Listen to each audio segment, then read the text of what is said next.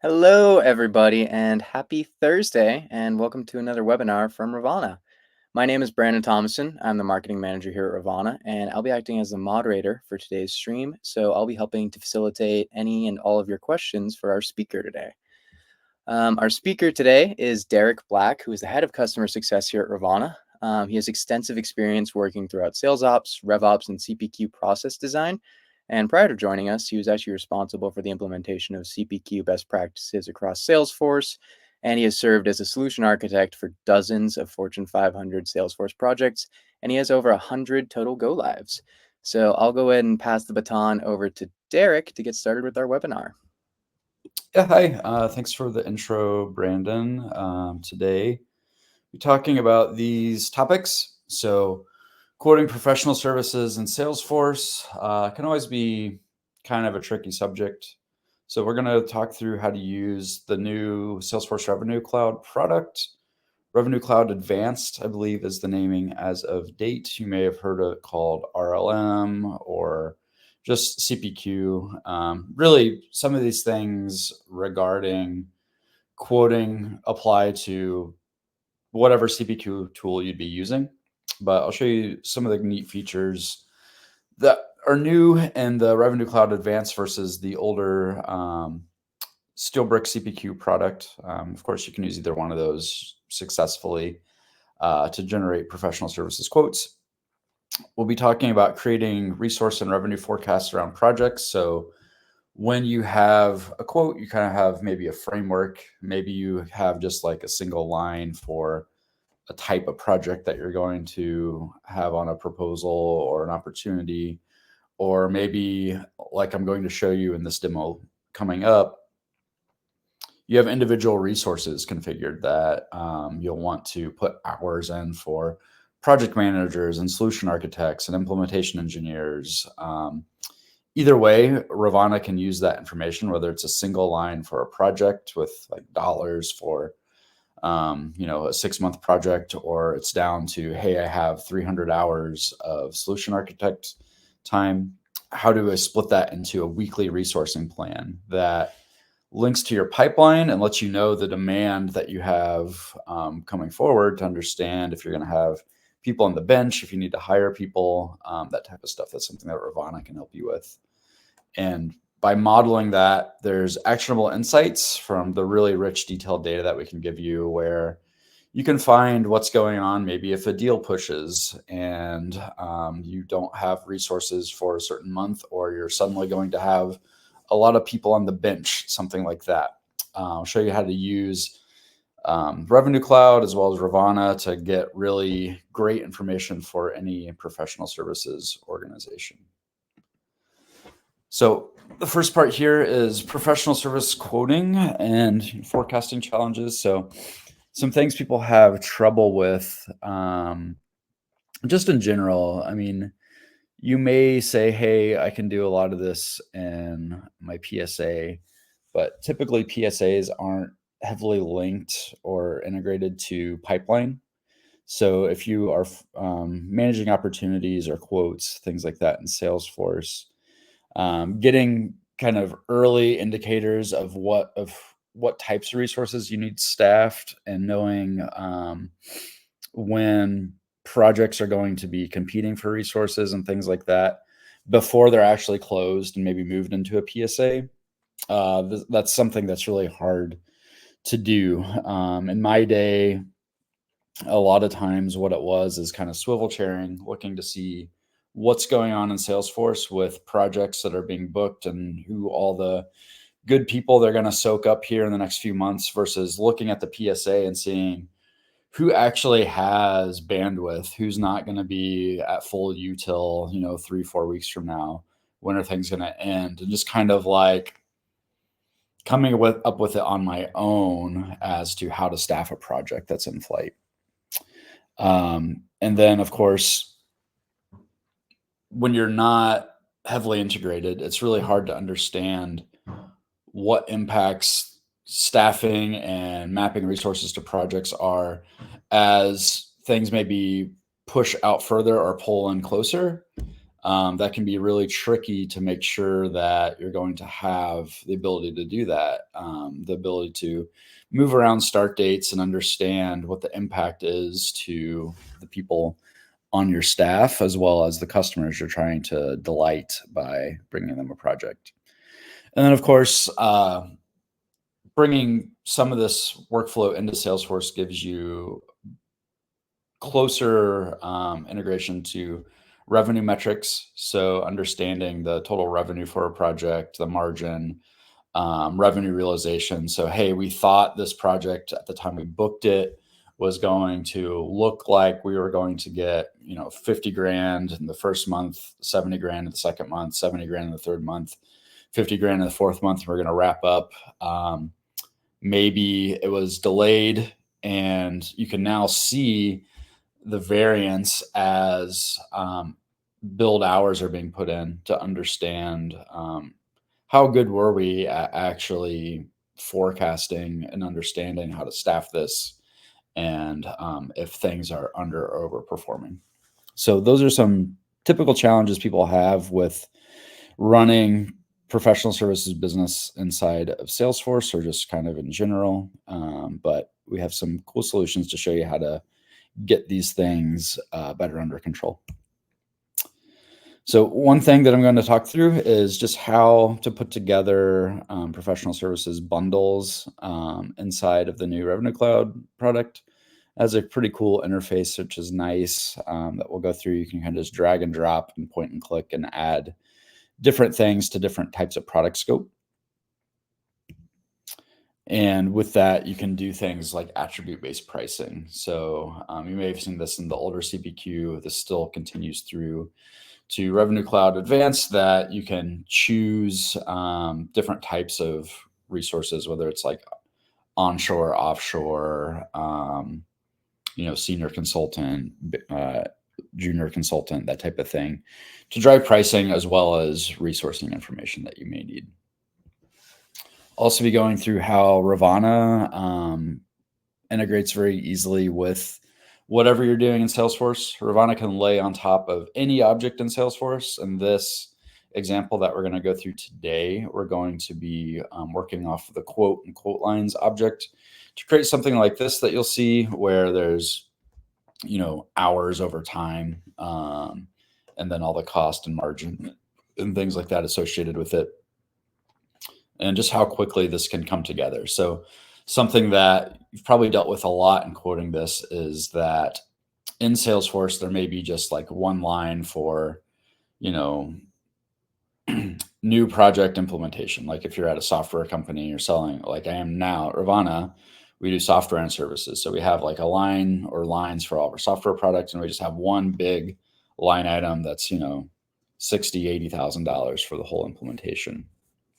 Well, maybe whoever's quoting that doesn't know or doesn't care about the resources there. So something that revVana can do is automatically split that into roles. We're not going to be going through that today. We're going to actually have it linked to configured roles and resources in Salesforce. But something that's challenging then is whoever's selling that might not really understand how certain resources need to be front loaded or certain resources need to be back loaded, and that there might be staggered start dates, and how that would go into matching up to with an SOW or an actual resourcing plan to get this project done correctly. revVana allows you to work on both of those things simultaneously, and they influence one another. So as you change stuff on the resource plan, that changes stuff to be more accurate on the quote and the forecast. And it allows you to kind of align and understand much better and earlier what the revenue implications are of a project being delivered, as well as the staffing and resource allocation for that. So So I'm going to go over and hop into some orgs to demo some stuff to you. So let's see if I can share my screen correctly. Window, this one. And here you should see that I'm in a ProServe org that has the new Revenue Cloud product in it. I'm going to go ahead and just generate a new quote to walk through what this experience looks like.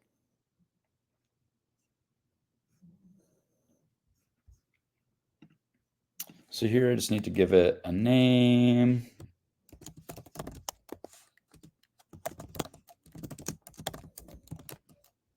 I'll save it. It should pop me over to the quote that I'm creating right now.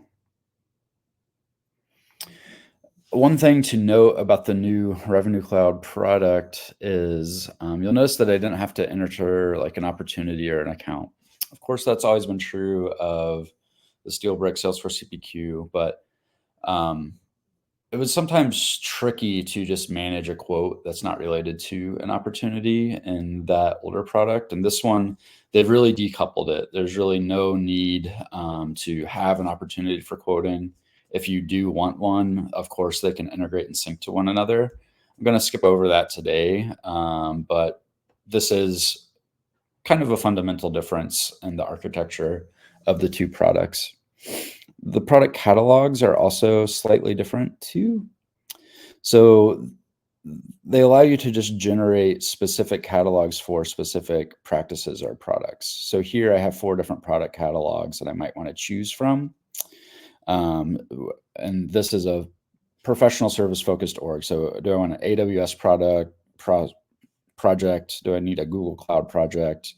Am I, for some reason, selling hardware and software? Or as everyone here is interested, am I doing a Salesforce project? And the answer is yes.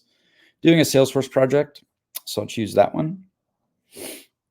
Here I have my different templates that are put together for the projects. And in this case, I want to go through and configure a Service Cloud implementation. Here, this kind of replaces the quote line, or the quote line editor is kind of down below, but it replaces like the add products button that's inside of that.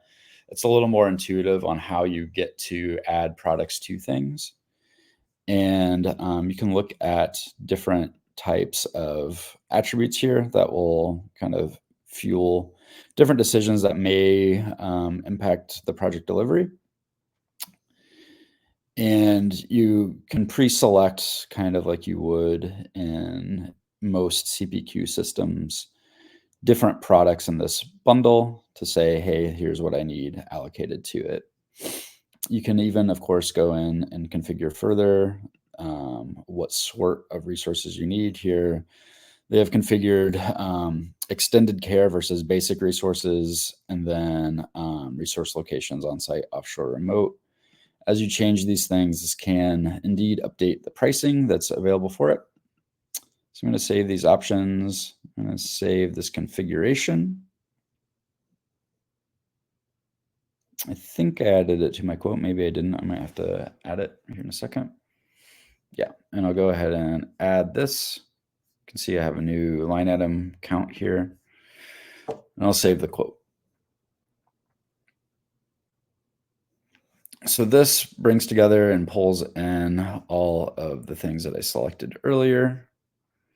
On the products themselves, I can see things like unit cost, margin amounts, to really kind of get quicker into the financials of how this is put together. And there may be attributes associated to this. So this is for an on-site extended care project manager. I next want to pivot a little bit into how this is all configured. So here is the Service Cloud implementation template that was put together. It, of course, has some basic details that you may be familiar with from, it's really similar to SteelBrick because, again, this is just the product to record again. You can configure this by adding selling model. Since this is the bundle parent, it's not super interesting. You can add some attributes to it. So here we have the notes and assumption, the complexity, and if it's services, maybe a monthly case volume. And then here's the more interesting thing is the structure of how this is put together. You can add effectively components like product groups. This is the RLM or Revenue Cloud Advanced equivalent to features. So if we were to add a product group, I would get something like this engineering resources, which is a product group. And you can configure specific things about the group itself. You can say that there's a max or minimum number of components if you want. These, of course, are the products, or in this case, engineering resources that fall under this product group. And you can, again, configure how these things work as well. So you can say that that it's required, that there's some default quantity, that maybe there's attributes. So here's the resource location and the basic versus extended care. All of these things are available inside of here. And then bundle-based adjustments. If I wanted to add this, this is like how you would customize pricing for a specific product because it's in a bundle and not being sold standalone. So this is the new interface for building bundles and how you can quickly put together something like this. I'm going to spare putting in start and end dates everywhere here. I'm going to pop into another quote where I have this put together. So here I have an 8-week services project, and I have quantity, which is effectively the number of hours that I need between this start and end date. And I just picked 8 weeks because it's easy to kind of see all 8 weeks on a screen. As I change or update anything here, so let's say that I want this implementation engineer to start a little earlier and I need some more hours. So I'm going to say I need 400 hours and I want to have them start on the 7th too. As I save this, I already have a plan generated for this with revVana. And the quote was then saved, and this will push to revVana to change the shape of what this looks like. So with revVana running, I now have my implementation engineer starting. It moved kind of fast, but maybe you saw earlier that it was on the 14th, and now it's here. And it added in my extra 40 hours that I needed. It already has a predetermined shape of what this should look like, where we say, hey, implementation engineers, they're loaded heavily in the middle, and they kind of have shorter amounts of hours at the beginning and the end of the project. Project managers are, of course, spread evenly. Solutions architects are front-loaded a little bit and tail off as the project goes on. And things like program director are, it's just split across evenly across here. And the specialist SKUs or resources are spread evenly across this. If I make any changes here, let's say, hey, I think I'm going to need another 60 hours here. If I can actually click on the right thing. This will, of course, feed back into the quote to update that. And it will, of course, update the pricing when that's all saved and everything. So you can kind of do a two-way integration here, where as I add hours here, the pricing and everything gets updated here.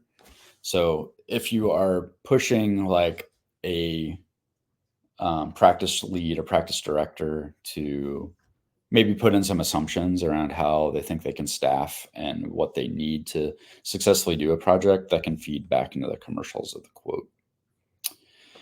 As you're doing that, you can get a lot of great, rich information out of this. So with revVana, a CPQ in place, and then running this all on Salesforce directly, you can get some nice reports.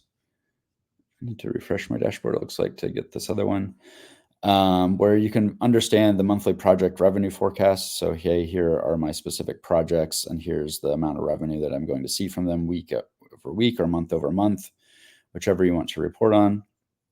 Here are my margin report by resource.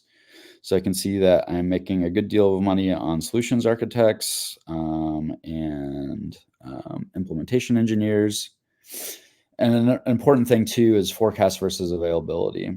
So this coming month of October, as you would expect, I'm pretty much matched right up with my forecast versus my resource availability. It looks like I'm going to have 100 hours of bench time, so I have a little wiggle room. Coming up in November, I have maybe another 200 hours of bench time. So, I can maybe book some more stuff or send some people to training. Nothing to panic about. But in December, I'm going to have 700 extra hours I need to staff, and I don't have enough resources for that with how the pipeline's looking right now.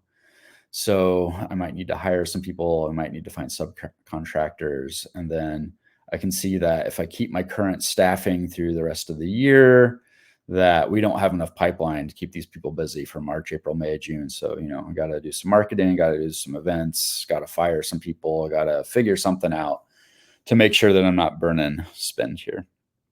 We'll have a monthly forecast. We'll have, if you want to integrate to a PSA, you can send your build hours directly into that plan structure and understand how well you're doing of build hours versus forecast hours. So like I have this for the last month. Here's an example. The first week of September, we were a little high, we were a little low. The next week, a little low, and then dead on. So hopefully that is close enough. This would actually probably be a really excellent month of forecast versus billing. And then we can also find where are people coming in short or, going over the hours predicted to make sure that projects are running on time and on budget. So this is some nice stuff you can do to, if you're in a professional services org and you have like account managers, customer success wing, or something like that to understand the overall impacts of the business, or just send this to executives. They can see what's going on more directly in Salesforce and not have to log into a PSA and reconcile, hey, what's going on with this account at like a financial level versus a deliverable level. I believe that's all I have sharing in Salesforce right now. Let's see if I can remember how to switch browser tabs. So I want to go back to just kind of a recap of how revVana works. So revVana is native Salesforce. We do forecast automation. It's configurable and extendable. So it's not just for professional services. We can, of course, forecast consumption products, other project-based businesses like clinical research where you have milestone billing, things with royalty payments, anything that's over time that you want a nicer time slice of inside of Salesforce instead of just like a big opportunity number. If you understand how that breaks down weekly, monthly, annually, quarterly, whatever, we can do that. I think I showed you the visibility, the data util. I didn't go into change detection, but if you use this with something like CRM analytics or with change logging as what happens if I push a project or something, or understanding what changed this month and why, when I look at the forecast now, it looks way crazy different than what it looked like a day, a week, 2 weeks ago. That's something you can do as well. And this ultimately helps you drive revenue growth, helps you understand who is under or over forecasting things, identify when projects are running over on hours or under on hours, understand what pricing works, and implement things in real time, changes of Salesforce, keep that linked together to how you may staff things. So that's about all that I had prepared to talk about today. We wanted to take the next 5 minutes or so to answer any questions if there are anything. Brandon, has anything come in? Yeah, so we had one question from Kelsey earlier on. It was when you were first developing that quote, but she actually asked if it would be an issue for forecasting. I'm not entirely sure on the context of that, just because we have a bit of a delay. So, Kelsey, if you could provide more context to that question, happy to get it answered for you. But one that I know we hear pretty frequently, Derek, and you mentioned PSAs earlier, but can revVana actually connect to an external PSA? Yeah. So external or even internal. So a very popular PSA is Certinia or Financial Force that might be running. We've done projects where we link directly to resource requests and we can create those from revVana plans and push data into that. Really anything that has extensibility to send data to Salesforce, we can do that. So if you're using OpenAir or something else that is running outside of Salesforce but has a predictable API, you can send your weekly billed hours and push those directly into Salesforce to understand what's going on there. Or the other way, if you want to take your pipeline stuff and push that to resource requests, that's something that we've done successfully as well too. Perfect. Thanks for answering that. So nothing new I've seen yet. I just dropped a link directly in the chat. Oh, looks like Kelsey got back. So not requiring the quote to be linked to an opportunity. Would that be an issue for forecasting, Derek? I mean, it doesn't matter. So like it really depends on how you want to do the forecasting. From revVana's perspective, we generate everything into a plan record, and maybe I can show what that looks like. But we don't have from our end like a big dogma on exactly how you use Salesforce. Maybe the organization you're working in would want an opportunity to be created. That's totally fine. I think it's probably a good idea to do that. But is it required? Absolutely not. And the reason it's not required is as I go into this list of reports, I'm actually reporting off of revVana plan data.